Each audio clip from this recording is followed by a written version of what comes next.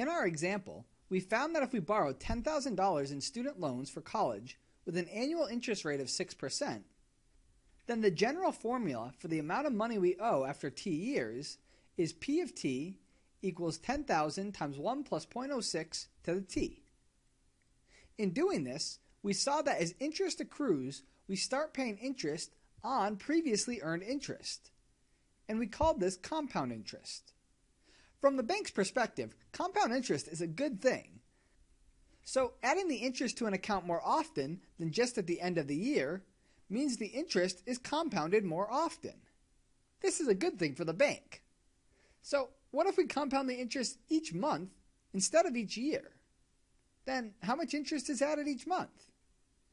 Since the 6% is an annual interest rate, we don't add the full amount. In 1 month, the interest is 6% divided by 12, since 1 month is 1/12 of a year. In other words, each month, 6% divided by 12, or 0.5%, is earned in interest. Using this, we can find that the amount owed after 1 month, P of 12, is the original $10,000 plus $10,000 times 6% over 12, the amount of interest earned in 1 month. As we did before, let's factor out the $10,000 to write this as 10,000 times 1 plus 6% divided by 12, which when we compute this is $10,050.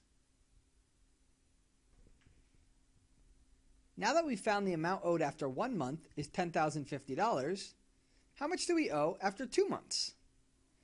Well, P of 2/12 is the amount we owed after 1 month, P of 12, times 1 plus 6% over 12 again. And since we can write P of 1/12 as 10,000 times 1 plus 6% over 12 already, this becomes 10,000 times 1 plus 6% over 12 squared, which when we compute this comes to $10,100.25. And following this pattern, after 6 months, the amount owed is P of 6/12 is 10,000 times 1 plus 6% over 12 to the 6th power, 1 for each month that passes, which comes to roughly $10,303.76. And what about the amount owed after 1 year?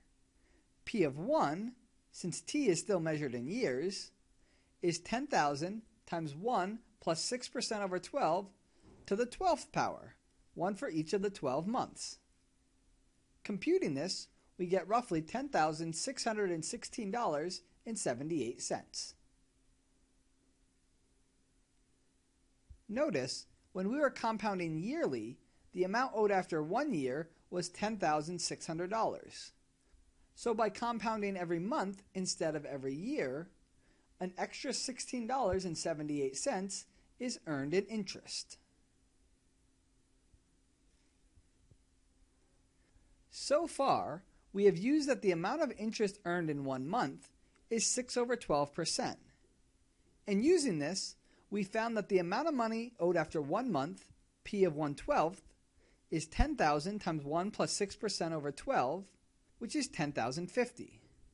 The amount of money owed after 2 months is P of 2/12, which is 10,000 times 1 plus 6% over 12 squared, and the amount of money owed after 1 year, P of 1, is 10,000 times 1 plus 6% over 12 to the 12th power.